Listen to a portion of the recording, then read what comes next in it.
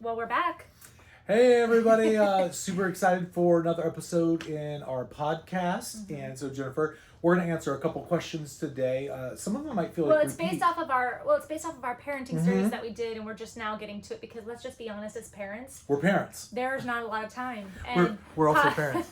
Podcasts get put on the back burner when life is busy. But this at home. is super fun. So in this episode, we're Yes. going to do two things. We're going to answer a bunch of questions. Yeah. I feel like some of them are repeat, but we're going to actually answer them differently. Let's do 'em. Okay. Because they keep getting asked because there are nuances and complexities of these. And this really is where we're all at. Mm-hmm. But then the other thing, I would call this the resources podcast. We've got a number of resources that we want to promote, and we're going to do a drawing to give some of these resources away because we want to get them into your hands. So question number one. Well, here's the deal. To get the resource, so we're going to show you some books in a little while, and the way that you get thrown into the drawing is if you comment on our YouTube. Yeah, that way we just know. Yeah, that way we'll we know. put it in the drawing. That again at the end to make We'll sure. send it out this week. So question number one.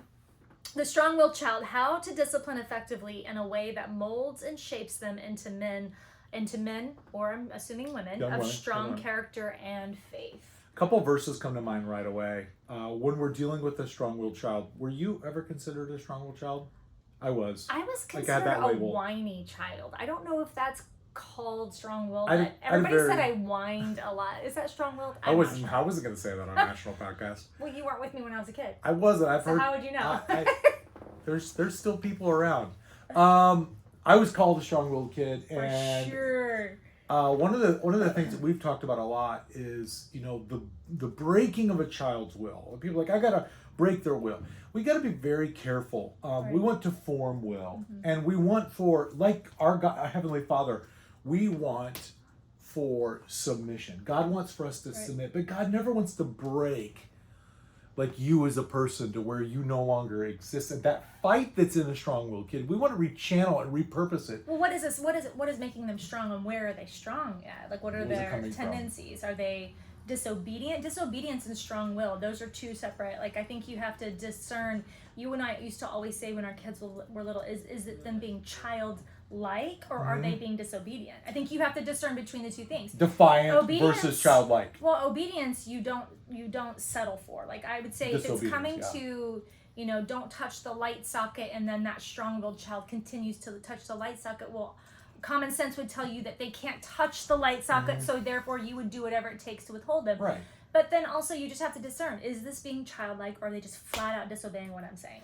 So when we have the case where, that kid just looks at you and looks at the light socket, and this scales. We have this with our grandchild right now. He's and doing then this as they're right like, now. I'm going to touch it, and I don't care what you say.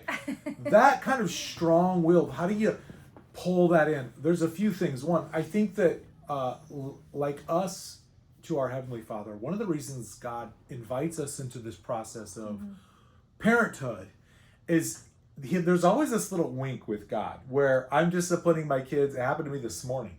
I had to get on one of our kids for something. And in the midst of it, I had to be like, I know, Lord, I know. He's teaching you about you. God is always teaching me his good. Sometimes God's like, I'm not that way with you. Right. You want me to be more kind than you. You want me to be more patient than you're being with your own kids. God's always got this thing where he's nudging in on us. Right. And so he never wants to like break me, but he wants me submissive. And so when we come to a strong-willed child, one of the verses that comes to my mind that Jennifer always brings up is, Johnny, do not exasperate your kids. When you get your kid to where they're so hurt, they're so mad, and they're so angry that they're like, I am at the end, and you are no help. Because when you get them there, you lose the ability to speak in. And you never want to be there in your own place where you're so frustrated that you've lost your trust in your Heavenly Father that he cares. Well, that's exasperation, right? Well, it is. And I think, that often exasperation usually comes when you're exasperated.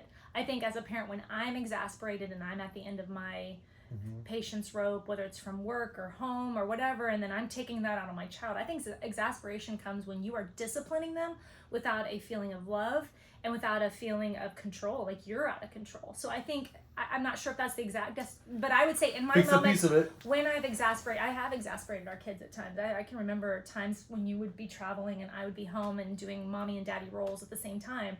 that I was in over my head sometimes, and those moments are, I was exhausted, and specifically Riley was our first, and so we always talk about Riley. Let me talk about Finn. Let me throw another child out there.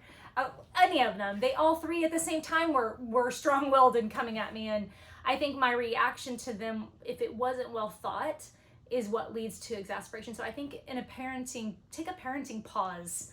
I think anytime you're getting ready to discipline, and I still need this with Mariano and Marielle, I have to pause, because there are things that I will say that will be sinful by nature. Mm-hmm. And that is where exasperation can come from. It's not thought out. I'm not self-controlled. Therefore, how can I teach them self-control? So I think that exasperation piece is a hard one to define, but I think it's really it's really having that sense of meekness, which is power under control. Being meek in your parenting, like power under control. The other thing that I would challenge all of us to have in our toolbox, and I would come out of a conflict with one of the boys, and Jennifer would put this verse to me, because she never wanted me, do not exasperate your kids, is the command God gives. And what she would always put in there is like a thread is, if I leave a conversation with my child who's strong-willed and I'm trying to win their will and get them to obey and get them to submit, if I leave them with no hope. Yeah, give them hope. Give them a way out. If they always have hope, and I'm always saying, okay, you want this, but I want this. Here's how you get it. Here's how you get there. Right. When we just leave them with, because I said so. Go to your room, and definitely, one of the ways you would, sometimes this is where this would come out. You would just send them to their room. And there wouldn't be a definitive, like... How do we get out of this? How do we resolve it? What do I have to do? Because I think God always gives us a way back. He always, when he's disciplining us, there's always a return of, come back in forgiveness, come back in repentance, come back. You always have a way back. And I think with your kids, being careful to always give them a way back. But the question is how do I deal with the strong? So, okay, so there's some that's things a piece of it. That's a piece of it. I would say dealing with them, one, is this. Right. You have to be guardrails, because if you're not, and they blow by your guardrails, they'll find some guardrails called the police. Right.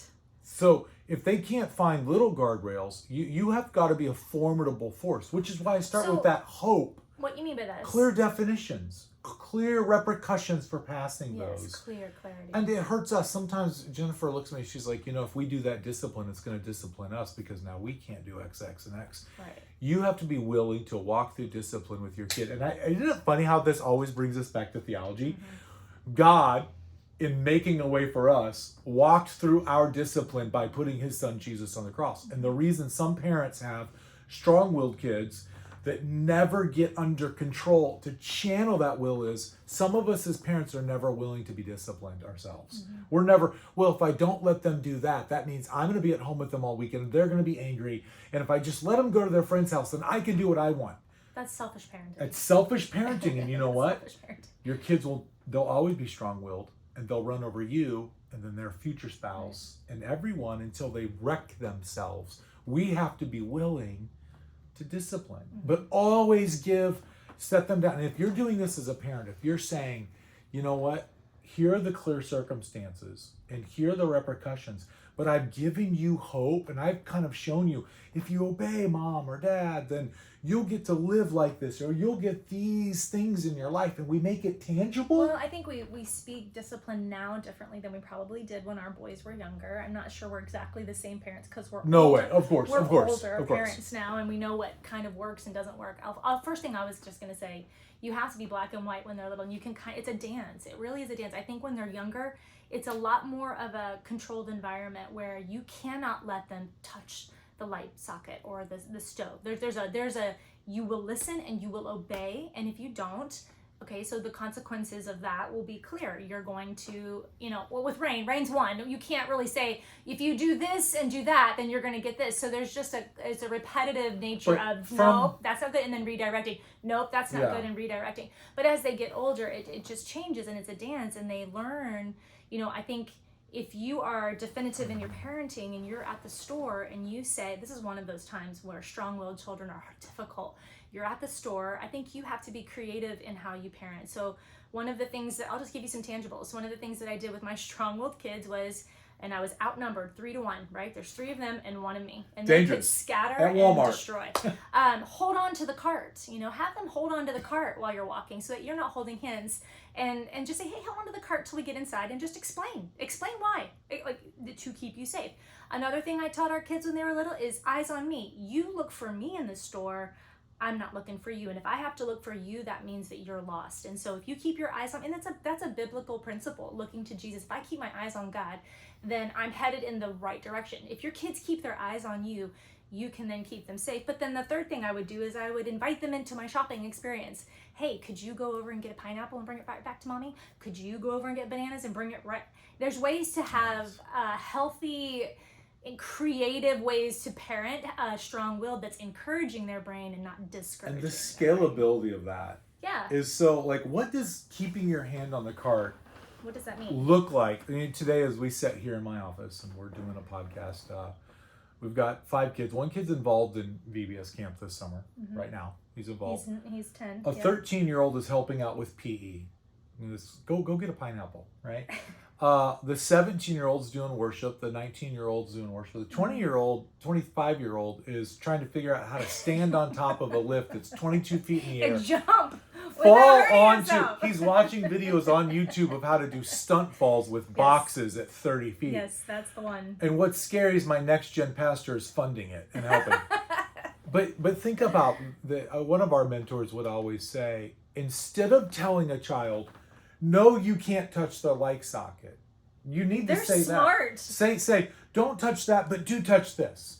Don't touch that, but do touch Put this. good things And in God their does that in my life. I'm 48 years old, and God says, Johnny, this is sin and this is sin, but you can come and work in this, and there's no law. Paul writes, there's no law against such things that are good for the kingdom. And when we always call people to biblical community, mom, no, your child can't do that. He's strong-willed, but you can get that other mom and come over to the park and sit at the splash pad. That's the other thing I was getting. My big sister told me this when Riley was younger, and I had a hard time keeping him entertained. I felt like I was entertaining him. She's like, "Why don't you invite a friend over?" Kids are often better when they have something to do and they're playing with their friends, as long as it's good friends, And so I think that's that another distraction technique. It's healthy play, giving them adventure and excitement in their life without constantly being a lid on everything creative. If your child, most likely your strong-willed child is an extreme creative. So how are you going to nurture that? Are you going to squish it? Are you going to, contain it? Or are you going to teach him how to let it go? Yesterday I was watching Rain, and I was telling this to Mallory,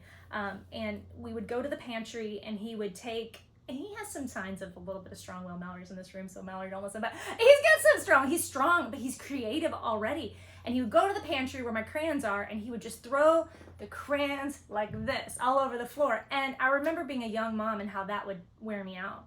But as a grandma, I'm seeing and I'm remembering some things now. I'm like, if I let him do that and then we put them back in the box together, he's experiencing colors, he's experiencing creativity, and he's learning how to put it back. But then I let him throw it all over again, and there's a part of creativity in that. So you've got to just define. Choose your battles. You choose your battles, and when are they just being creative, and when are they just wearing you out? That might not be them, that might be you. And so having those parenting pauses and having a good creative mind with your kid. Be creative with your kids. Strong-willed kids are often extremely intelligent, so nurture the intelligence. Yeah, it's that kid he's not strong-willed, he's just not engaged, and so he's not fighting you on anything because he doesn't know what day of the week it is. Well, he's probably not quiet. A lot of my friends had quiet children. My kids were never quiet. You want to know why? Because they're our kids. Yeah. They're passionate and they are creatives, and so I'm just always thinking about how you can nurture that and not smash it. And probably just to cap this question, one of the things that, I always want to bring us back to our relationship with God, because God's always teaching in 360. One of my mentors says, in everything that he's teaching that person, your child, he's also teaching you and other people watching you and other siblings. And so that principle of focusing your attention on what is okay. You've got a strong-willed child that wants to do this and wants to do this. And it doesn't matter if they're 13 and they want to do a sleepover, you don't feel comfortable. If they want to phone. There are some things that are a no matter what. It doesn't matter the age. Yeah. The principle here that you can grab a hold of, regardless of the issue at hand right now with a strong-willed person, is it's not just no and that's the final word. It's no to that, but look at all the things we can say yes to, because I do that in my own heart. There are things that are no's, But I'm like, but wait, God has said whatever. yes to You're this. like Captain No. The kids know. I am. If we ask Dad, it's a no. If we ask Mom, it's a probably yes. And this is something that They you need and to I ask battle. better. They need to ask better questions. They need to ask better. They're asking dumb no questions. Ask good yes questions. To wrap this up, my last thoughts on this are this, and I don't know if you had. Was that your last? That was thought? my last Okay, good. thought on this. Okay, good. Okay. She's done with me. What I was gonna say earlier, and I kind of got sidetracked. The dance. I think it's deciding what's childlike and what needs disciplined, and so be consistent in your disciplining though. Like I would say, if your child is strong-willed and you're at the store, again back to the store because that's where a lot of this happens, and they're doing something you don't want, and you say, when we get home, I'm gonna, and you fill in with whatever you're gonna, then you have to do the gonna. Like you can't just gonna stuff, and then like they are so smart. They will read you like a book, and they know that when you're at the store, you're threatening them. And so I would just say, be very clear on what you're going to do. Make it something you can do that's healthy. You be self-controlled so that you can teach them self-control. And so it's when we get home, you are going to lay down for 35 minutes and that is it. And you have to do that. You have to do that thing that you say that you're going to do. And it's a dance. And once they know what they can push you on and can't, as they get older, there'll be less push and a little bit more trust with each of you. And you really want a healthy relationship to be trusting your child and your child trusting you. I know it's fake and what's not fake based upon what people have done. And there are times my wife called me when the kids were smaller and she said, I had to leave the store and come home. Mm-hmm. If you've never left the store, then here's what your kids know. When you get to the store, you are at your weakest. And like dogs and bees, they smell fear. So they know that you won't leave the store. And you might forget when you get home, which means you are weak sauce. They can smell it. You might have to plan a trip to the store because you're smart. You're supposed to be smarter. Yeah. And know that this trip to the store is called entrapment. And my only goal is to prove to you that I will go home and put you to bed. Yeah. Because then the next time you look at them and say, I will leave this store, they'll think back and they're like, you know what? This crazy lady left last time. She just might do it. Then I don't want to leave the store. And then they tell the brothers. Mom? This lady will leave the store. You better act up. You want a little urban legend with the legend of that which you. I was always okay with the boys. Aiden has mentioned lately that, Mom, you had this one look that looked a little bit like you could break it anymore. Today's the day she lost it. You broke Mom. You broke her. They were just a little bit of fear goes a long way. That's a lot of topics that we touched on with strong-willed children, but I'm glad. Encourage your strong-willed child. I have beautiful strong-willed children, and I'm still nurturing a 10-year-old who's extremely strong-willed, and it's worth it. You have to be self-controlled if you want your kids to be self-controlled, though. I think that's key. Thank God that we have a Father in heaven who is perfect. Right. When we're trying to learn self-control, and He just tells us, I've got it. Right. All right, next question. How to teach grandparent? Oh, this is we've talked on this. Okay, but we should hit it again. Let's just this. Okay, how to teach grandparents to hold their tongue and not parent their grandchildren. Mallory is sitting in this room right now. Mallory, don't talk. So I wonder if this is. Was this you? Parent. This is not her. She's declared. This is Hannah. Not I don't Hannah. I don't know who this is. We're naming staff members here Johnny, that have recently had kids. No, I think this could be from the standpoint where you're a young parent and your parents are like rearing your kid and you want some help, but you're like maybe not that much help. From that stance, in all of this for thousands of years, we've raised children in a larger community than just mom and dad in a silo at home. Mm-hmm. And so in all of these questions, because we have a number of questions that are like this today, I would say humility goes a long way, and open lines of communication, and what you need help on and when you don't need help, and why you need that help and why you don't need that help. And I think a lot of conflict starts to come up because something happens, and say a young lady's uncomfortable how father-in-law or her mom, like, I'm right here, you don't have to tell my kid everything all the time. Mm-hmm. And what happens is bitterness and walls come up because we don't simply talk. Mm-hmm. And it's hard to talk. Why are parents? And it's how wonderful it is. I mean, some people could be listening to this just like, wait a minute. You have parents that are around at all, and you're going to complain about their help you're giving you. Yeah, but that can also be rough. You've not walked in someone else's shoes. Right. And all of our own situations are hard for all of us. And the number one thing we can do always is keep short accounts. Yes. maybe not in the moment, but later that night, a text, or we're just like, you know what, I'm trying to be a really good parent and I need your help. But when you step in all the time, or you step in that way, it just doesn't feel right, because no grandparent wants to. We're grandparents. We're always trying to protect and preserve our ability to have lots of impact on our grandkids. And if one of our kids felt a certain way, we would immediately want to know whether we agreed or not. It's like, well, they need that help. It doesn't matter if Mallory's they think they need making that a list help. right now. It doesn't matter if they actually need that help. What's most important to a grandparent is access. Yes. And they truly do want to help. Okay, so humility, I think the other part I would say is great. Only give as much grace to each other as which you wish to receive. Do you know what I'm saying? Like, so for your parents of your grandchildren, give them so much grace because they're learning, and remember what it was like to be learning. And then parents of the grandkids, like, give your parents grace because they, like, for us, we're new at this, and so we're trying to learn how to be in it and not overbearing, and that's hard because we're overbearing by nature. But that's I would an say interesting comment back, because as you're is. challenging people from, I mean, we could kind of dive into this question. We don't know if it's coming from the grandparent or the child, or maybe the 4-year-old's like, look, there's conflict with these two people. the grandchild's like, think about the long play. Here's what you're hinting at. If you are the parent and you're like, my in-laws or my mom and dad are just a little bit too much on this, I need them to back off. I'm the parent here.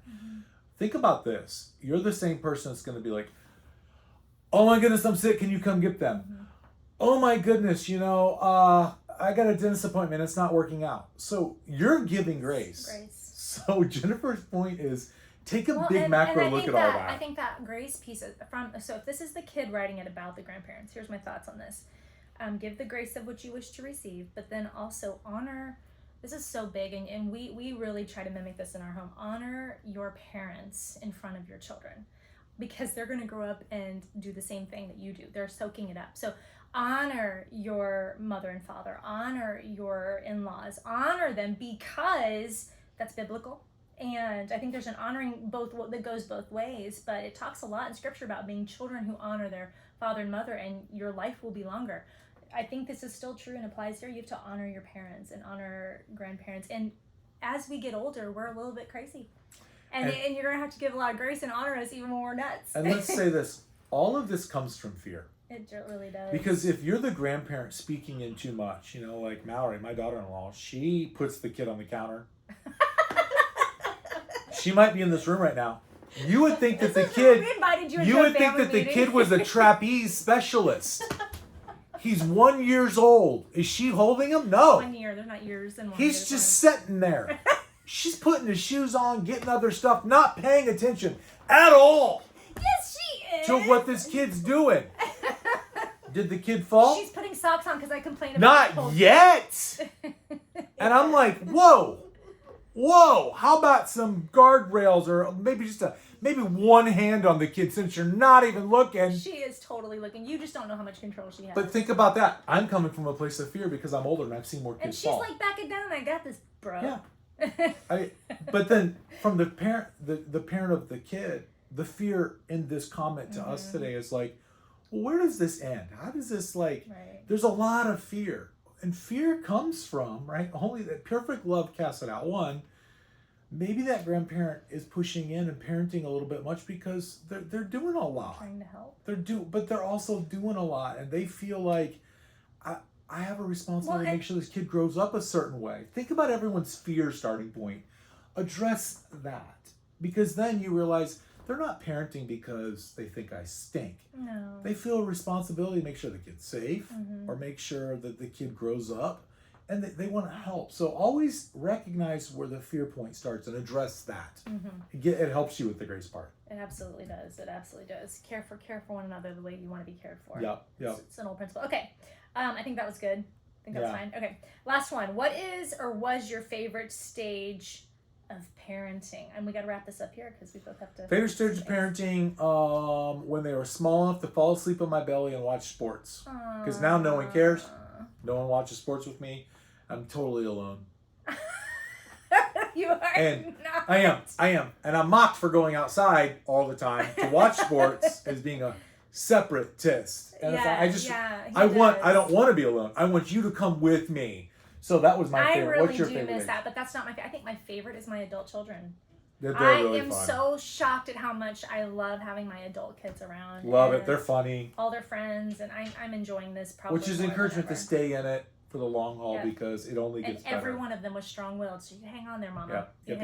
Okay, we got to so do some our giveaways. Yep. We got a giveaway today that we want.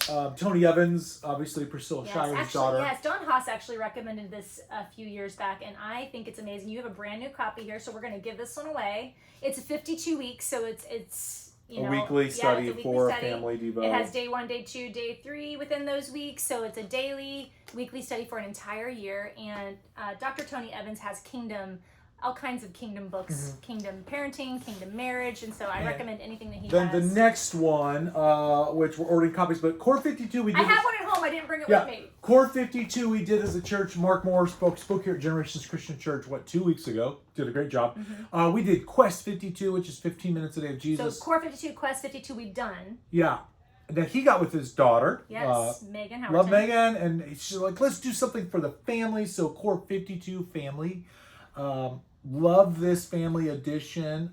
Biblical kids, biblical foundation, 10 minutes a day for your kids to have their worldview changed. We're going to have some of these, because this is a brand new book that came out not a few months ago. We're going to have some in the bookstore in the favorite resources, that's another one. Another one, we've got a copy of this actually at home, not on my bookshelf here at the office, but Dinner Table Devos. It's nice to have 3 or 4 Devos and to be able to bounce around. And you can what's so nice about these, Johnny will hand these off to one of the bigger boys or any of the boys, and that you can just read. You don't have to do any prep work. They do the Devo. You read it. There's questions. There's a Bible verse. It's all in all of these. Get them involved in leading. That's a great one. And then one of my favorite resources. That's book 4. Is a lot of stuff. I've got all these, but a lot of stuff by Ken Ham. If you've got a kid that's like, I want to know where dinosaurs came from, or I want to know how all the people came from Adam and Eve, and are you really telling me he got every kind of dog on the ark? He's got books on this biblical stuff. answers to science. The genius of man. DNA research. I've got 100 titles, but if you go to Answers in Genesis, literally over 100 books there, DVDs, all kinds of things. They have a series too that goes along with this. That's a kid version. That has good questions. It asks a question and gives an answer. So to me, this is kind of like 6th grade reading level. Some of the topics will be maybe a little older. The truth concerning climate change, how the ark could survive all of the tsunamis, storms, and upheavals, evolution being the bloodiest religion ever. I mean, pretty deep. Like even if you've got a kid going away to college. This is a great book. Tons of stuff.